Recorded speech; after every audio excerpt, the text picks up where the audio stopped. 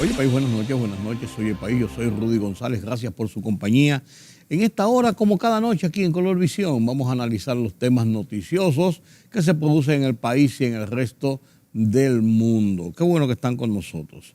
Esta semana en su programa Efecto Naín, Moisés Naín publicó un reportaje que no tiene desperdicio y lo hace a propósito de la situación de los tiroteos, de las armas, de lo que está pasando en los Estados Unidos, que ha alarmado a la autoridad y a la sociedad norteamericana la cantidad de tiroteos y de personas asesinadas, principalmente por jóvenes. Cogen un fusil que han comprado en una tienda cualquiera, se meten en una escuela, en un supermercado, en una factoría y rompen a disparar. Y ustedes vieron el caso de Texas, la barbarie que hizo un joven en un aula con estudiantes. Lo que pasó en Búfalo, en un pueblito de Búfalo, con uno que entró a un supermercado y barrió con muchísima gente, en su mayoría gente de clase negra.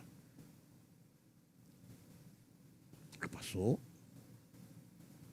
en Miami, lo que pasó en Nueva York, en la playa, este fin de semana pasado, lo que ha pasado en muchas partes de los Estados Unidos, que tiene a los norteamericanos bajo un estado de tensión.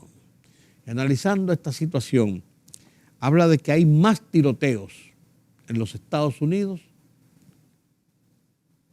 tiroteos masivos, que días del año. El año tiene 365 días y el número de tiroteos masivos con muertos y heridos ya va muy alto.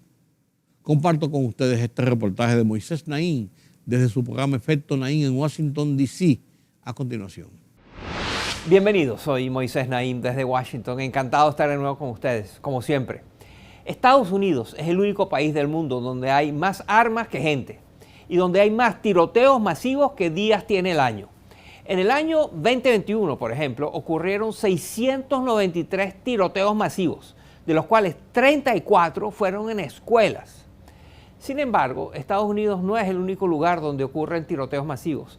Países como Reino Unido, Canadá, Australia, Nueva Zelanda, Noruega y Finlandia también han sufrido estas horribles tragedias. Y aunque algunos de estos países tienen altos índices de posesión de armas entre los civiles, los tiroteos masivos son mucho menos prevalentes que en los Estados Unidos. ¿Por qué pasa esto? ¿Qué exactamente han hecho otros países a la hora de responder y prevenir los tiroteos masivos?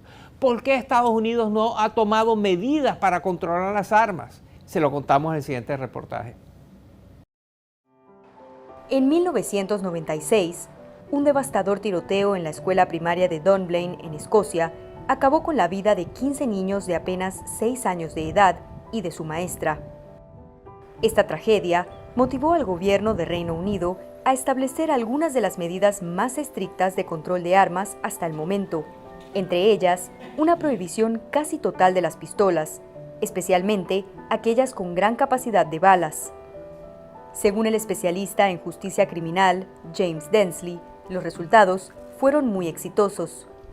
There has not been a school shooting in the UK since. No ha habido ni un solo tiroteo escolar en Reino Unido desde entonces. Han pasado 26 años. Así que eso demuestra que ese tipo de medidas realmente funcionan. Lo interesante también es que casi inmediatamente después de la masacre de Dunblane ocurrió la tragedia en Port Arthur, en Australia. Y la estrategia en Australia fue muy similar. Se regularon las armas rápidamente y no ha ocurrido ningún otro tiroteo de la magnitud del de Port Arthur. And there has not really been another big high-profile mass shooting like the one at Port Arthur since. Hoy día, los tiroteos masivos en Reino Unido y Australia son escasos. Y estas naciones cuentan con algunas de las tasas de violencia armada más bajas del mundo. El escenario se repite en países como Alemania, Nueva Zelanda, Noruega y Canadá, donde los gobiernos también respondieron a sangrientas masacres con mayor control de armas. En Canadá, por ejemplo, varios tiroteos impulsaron regulaciones graduales, como la verificación de antecedentes y entrenamientos de seguridad para poder comprar un arma. Y en 2020, luego del peor tiroteo masivo del país, el primer ministro Justin Trudeau prohibió totalmente las armas de asalto, como los rifles y pistolas semiautomáticas capaces de disparar decenas de balas a la vez. Las leyes no necesariamente han erradicado los tiroteos en esos países, pero estudios demuestran que las regulaciones más estrictas sí resultan en menos violencia armada. Actualmente, Canadá es el quinto país con más armas entre civiles, con 35 armas por cada 100 habitantes. Y aunque enfrenta niveles de violencia armada más altos que la mayoría de los países desarrollados, sus cifras son radicalmente menores que las de Estados Unidos. En este aspecto, los datos y las investigaciones concluyen que más armas en manos de civiles conllevan a más tiroteos masivos, a más violencia armada y a más suicidios. Estados Unidos, además de tener algunas de las estadísticas más alarmantes, cuenta con las leyes de porte de armas más flexibles del mundo. Pues en ese país, las armas no solo son parte de la cultura, también son un derecho protegido por la Constitución. Durante 200 años, la interpretación de la segunda enmienda de la Constitución de los Estados Unidos indicó que se trataba de un derecho colectivo de portar armas para la seguridad del Estado. Solo en años recientes se ha cambiado esta interpretación. Ahora establece que es un derecho individual para la autoprotección. Y esa interpretación le da pie a leyes de armas mucho más permisivas. Enables much more permissive gun laws. En gran parte, esa reinterpretación es consecuencia del arduo esfuerzo de presión política realizado por la Asociación Nacional del Rifle. Se trata de un poderoso organismo que con mucho dinero ha logrado influir sobre las decisiones de los políticos. Así, ha dificultado durante décadas la aprobación de cualquier medida que intente regular las armas en el país. Sin embargo, los ciudadanos sí exigen este tipo de leyes. Una encuesta realizada por el Centro de Investigación YouGov afirma que más de la mitad de los estadounidenses favorecen regulaciones más estrictas para controlar los tiroteos. Luego de 30 años de inacción, el gobierno de Estados Unidos logró aprobar en junio de 2022 una histórica ley de control de armas. La medida endurecerá los chequeos de antecedentes para los menores de 21 años que busquen comprar armas.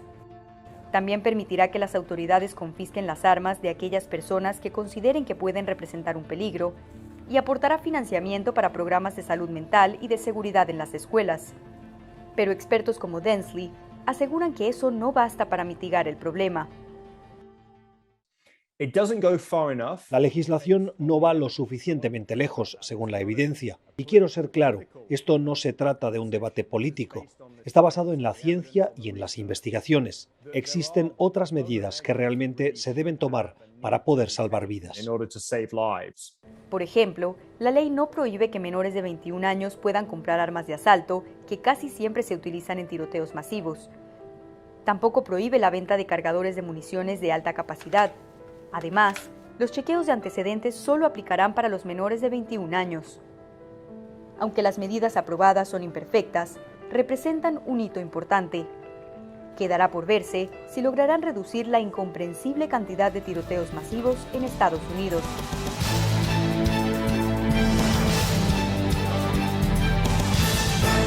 La libertad solo reside en los estados en los que el pueblo tiene el poder absoluto. Por el respeto a los valores democráticos y la dignidad del pueblo dominicano, el rumbo de la tarde, plural, objetivo, comprometido siempre con la verdad. Con Georgie Rodríguez, Rudy González y Ramón Colombo. Los poderosos ya están en el aire.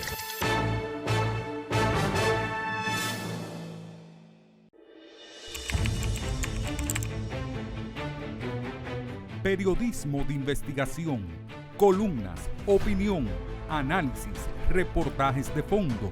Hora por hora, una completa plataforma multimedia. Periodismo con valor. Noticias horaporhora.com.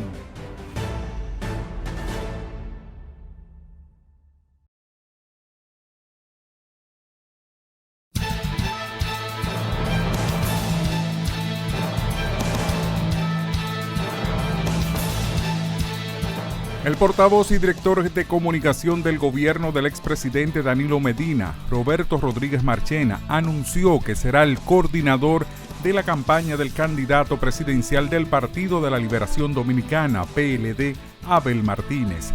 En un mensaje que posteó en su cuenta de la red social de Twitter, Marchena dijo que ayer conversé con el compañero Abel Martínez, acepté con ganas e ilusión coordinar la comunicación de su campaña para ganar la presidencia de la República. Disciplina estratégica, sentido común como relato y pasión por la alegría en el trabajo serán ejes de mi gestión. La Junta Central Electoral realizó la primera prueba local del sistema de cómputo electoral en cumplimiento con el calendario electoral de cara a los comicios de 2024, en un ejercicio interno a cargo de la Dirección Nacional de Informática. La prueba buscó determinar los posibles puntos de mejoras del proceso.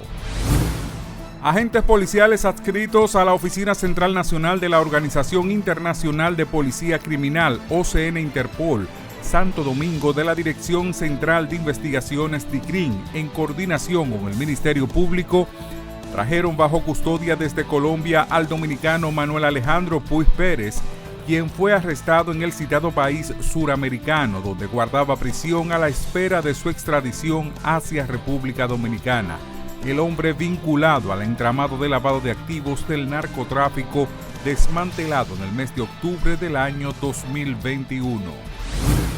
El presidente de la República, Luis Abinader, destacó los aportes dejados a la sociedad por José Joaquín Vidó Medina, miembro fundador del Partido de la Liberación Dominicana y ex rector de la Universidad Autónoma de Santo Domingo, UAS, quien falleció el día de ayer. José Joaquín Vidó Medina deja al país un importante legado como ciudadano íntegro y honesto. Cultivó con mi padre una sincera amistad de mutua admiración. Que su memoria sea aliento y consuelo para su familia y ejemplo de vida para todos los dominicanos, escribió el mandatario en su cuenta de la red social de Twitter.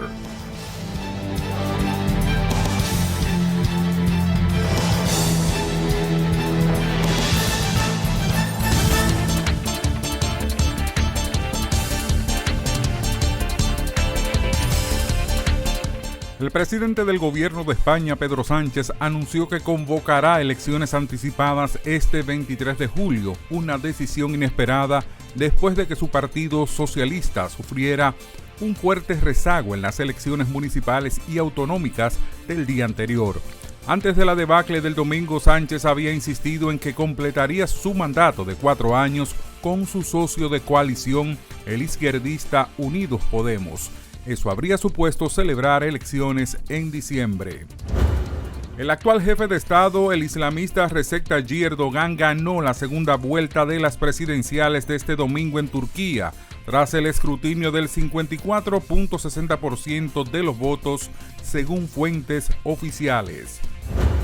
El presidente de Venezuela, Nicolás Maduro, ha llegado en la noche de este domingo a Brasil, donde tendrá lugar una cumbre de presidentes sudamericanos, convirtiéndose así en la primera visita del mandatario venezolano desde 2015, cuando visitó a la toma de posesión de la expresidenta brasileña Dilma Rousseff. El presidente de Estados Unidos, Joe Biden, ha afirmado que el acuerdo sobre el techo de deuda con el líder de la mayoría republicana en la Cámara de Representantes del Congreso, Kevin McCarthy, está listo para que se debata en la Cámara Baja, instando a los legisladores a aprobarlo. El presidente McCarthy y yo hemos alcanzado un acuerdo presupuestario bipartidista que evitaría así la peor crisis posible, un impago por primera vez en la historia de nuestra nación, ha señalado el mandatario estadounidense.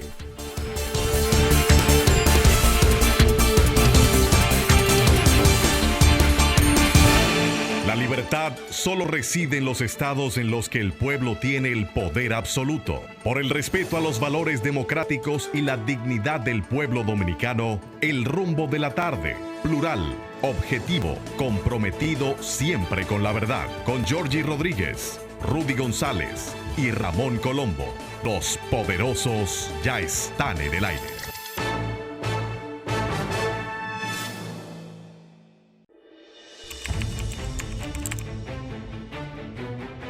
periodismo de investigación, columnas, opinión, análisis, reportajes de fondo.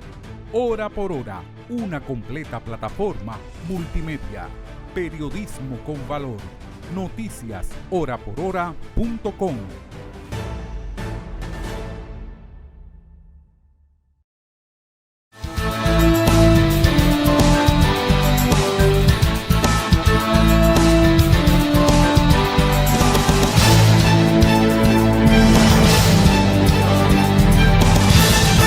La voz de los Estados Unidos de América, en una de sus sesiones semanales, Foro Interamericano, conducido por Gonzalo Abarca, un brillante periodista latinoamericano, esta semana analiza un tema interesantísimo.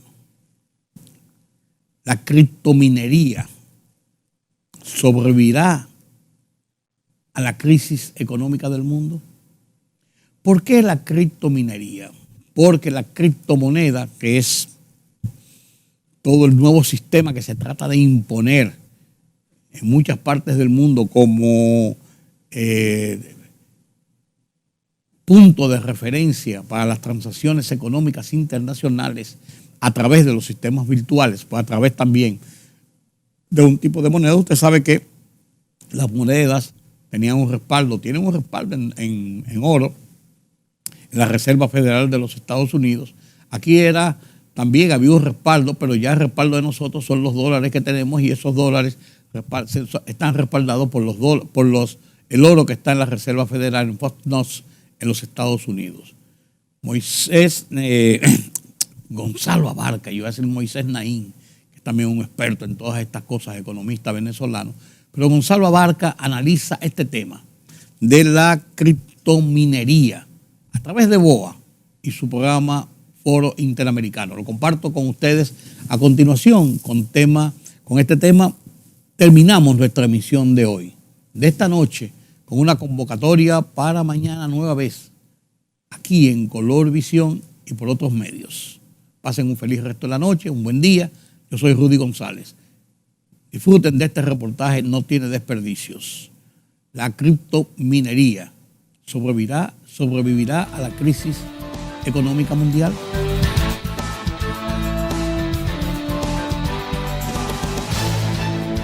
Estados Unidos, Europa, China han empezado a tomar acciones sobre la criptominería, argumentando su excesivo consumo de electricidad y alta emisión de carbono. La Casa Blanca emitió un documento advirtiendo que el consumo eléctrico generado en la creación de estas monedas impediría cumplir el plan de cero emisiones de gas invernadero para 2050. China ha prohibido toda la criptominería en su país y la Unión Europea estudia una medida similar debido a la crisis energética desatada por la guerra. En nuestro hemisferio, Paraguay se ha convertido en un paraíso para la minería de Bitcoin por el precio favorable de la electricidad y la utilización de energía de fuentes renovables. Pero ¿cuáles son los desafíos globales de esta actividad en medio de la crisis energética?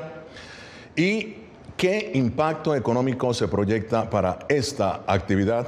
Bien, para analizar este y otros temas, me acompaña Mercedes Canés, ex viceministra de Minas y Energía de Paraguay, Juan José Benítez, empresario, director de Digital Assets, y el doctor Marcelo Ugalde, exdirector del Banco Mundial. Bienvenidos todos.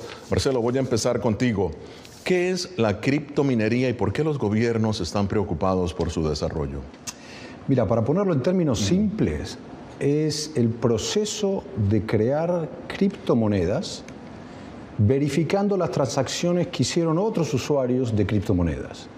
Tú le vendes una cripto, un Bitcoin, a nuestro cameraman y Marcelo trata de verificar que esa transacción fue real.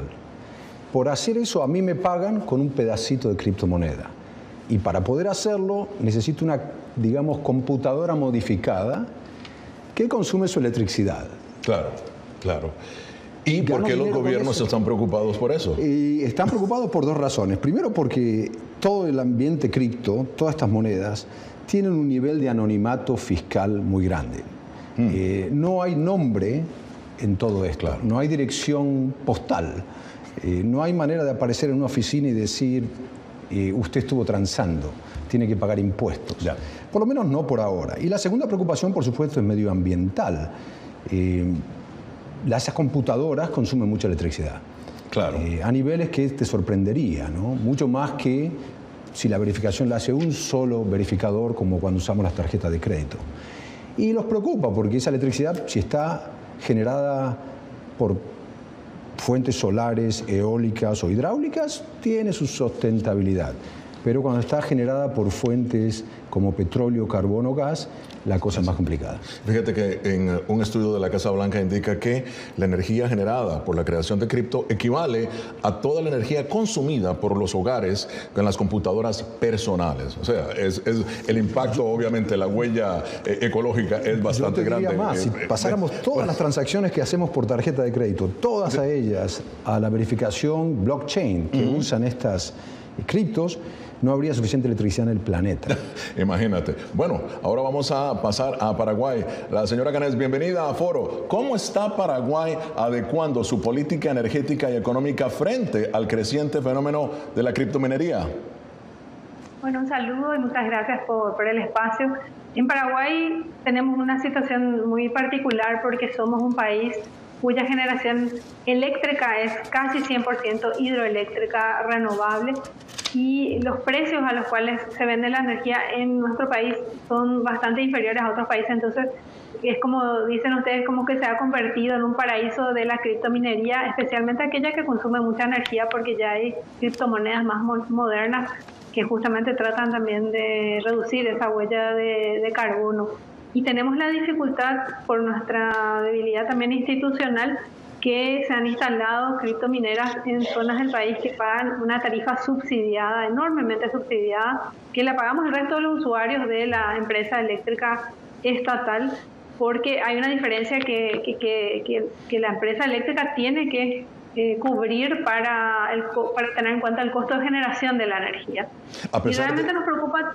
Sí. Perdón, a pesar de que la energía en Paraguay es relativamente asequible, ¿no? Barata, si se quiere. Así es. Más o menos el costo de llevar la energía hasta una ciudad que se llama Villarrica, que es donde existe justamente esta situación irregular, es de $60 por megawatt hora o más.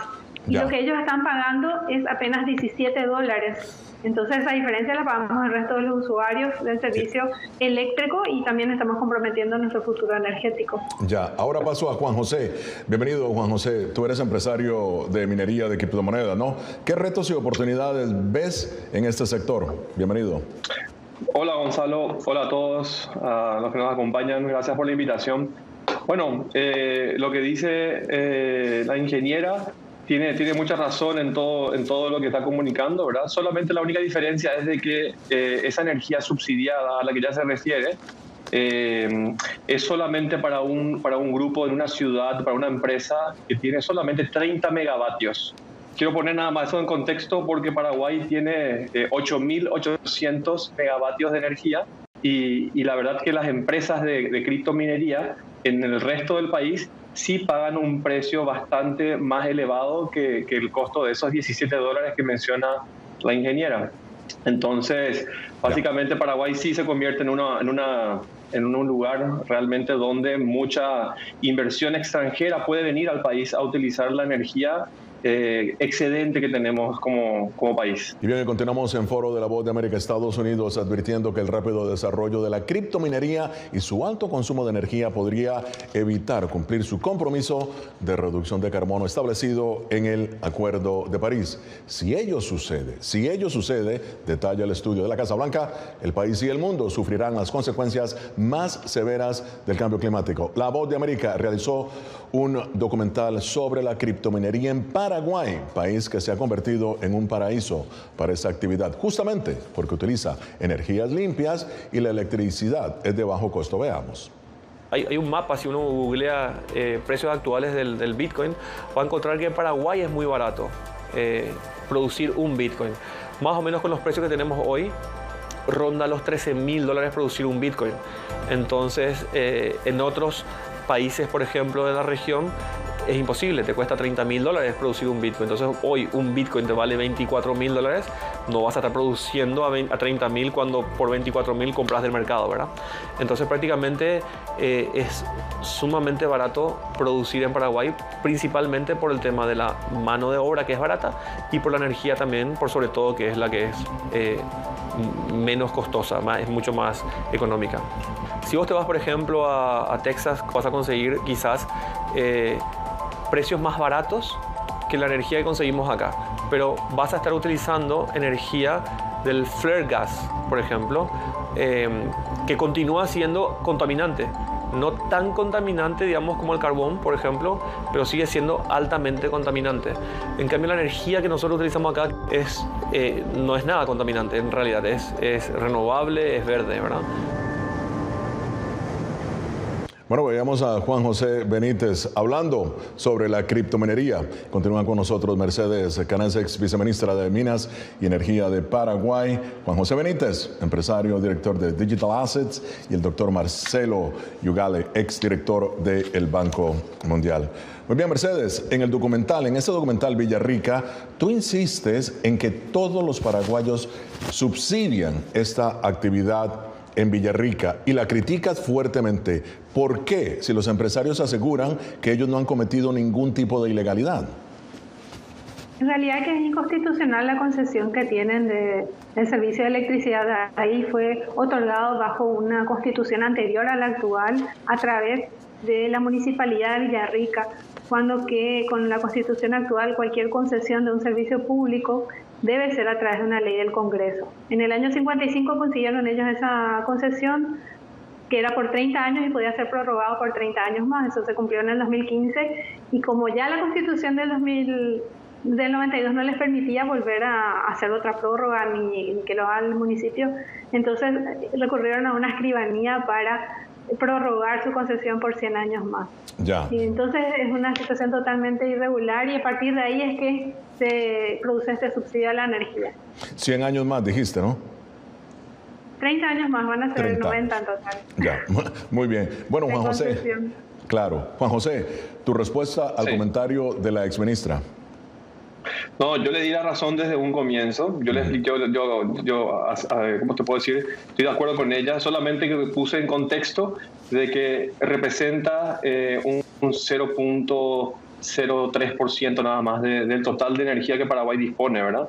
Entonces, ese es un proceso en el que nosotros yo no me puedo meter. Yo como empresario hago lo posible por hacer lo mejor para el país, aprovechar la oportunidad que tiene el país de generar nuevos puestos de trabajo, de trabajo de mano de obra especializada, ¿verdad? Calificada. Tenemos un gran consumo para la empresa de energía que se llama ANDE. Mientras no tengamos industrias que vengan al país a dar mucha mano de obra, la criptominería es una oportunidad para el Paraguay de generar ingresos a través de la venta de esa energía, a través de cobrar impuestos por la importación de equipos, por ejemplo. Entonces, mirando desde ese lado al país, es el punto donde nosotros apuntamos a que es algo gran, o sea, muy grande, beneficiosamente para el país, ¿verdad? Claro. Ahora, doctor Yugaldi, ¿qué beneficios brinda la criptominería a un país? Yo creo que económicamente hablando, ¿no? Sí, yo creo que la pregunta en realidad es qué beneficios netos le brinda a un país, ¿no? Porque uno puede decir, si uno verifica una transacción que hicieron en el exterior y a uno le pagan con un pedacito de criptomoneda, está en realidad exportando un servicio desde el Paraguay al resto del mundo, y eso está trayendo divisas al Paraguay. Eventualmente ese pedacito de criptomoneda lo puedo cambiar por divisas como el dólar. También da empleo, ¿no? Hay que decirlo, sobre todo a gente joven, ¿no? Estoy seguro que los empleados en estas criptominerías o mineras son gente que por lo menos tiene algún tipo de habilidad con las computadoras. Entonces, si va a estar desempleado, que esté empleado en esto, la verdad que uno no tiene mucho que decir. Pero siempre hay que hablar de neto, ¿no?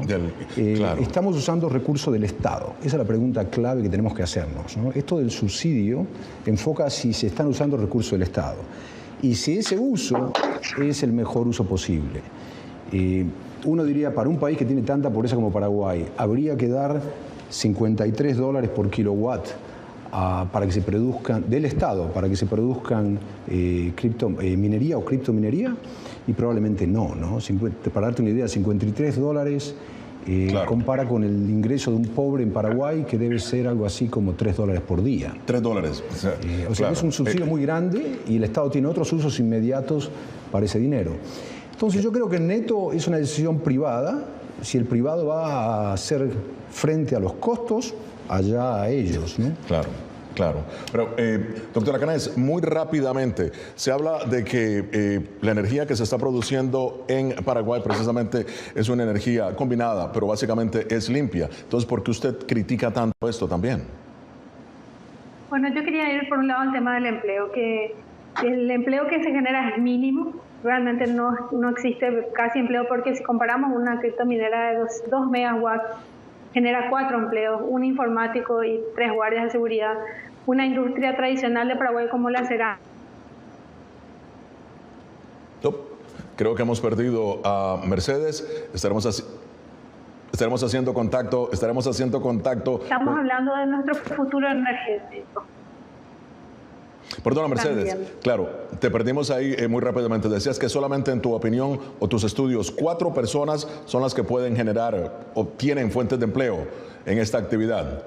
¿Por cuántos kilowatts? En comparación a la industria, por 2 megawatts de potencia, en comparación a la industria tradicional, que con medio megawatt genera 200 empleos. O sea, la relación es 4 a 800. Claro. Y realmente eso es sustancial para que no reciban un subsidio y tampoco reciban la categoría de industria, porque no hay valor agregado, no hay procesamiento de materias primas, la generación de empleo ya vimos que no es para nada significativa, es intensivo en el uso de energía, y nosotros también tenemos que pensar qué tipo de inversiones queremos en nuestro país con este recurso tan valioso que tenemos. Claro. Juan José, muy rápidamente, tu comentario, ¿no está generando la suficiente fuentes de trabajo la criptominería?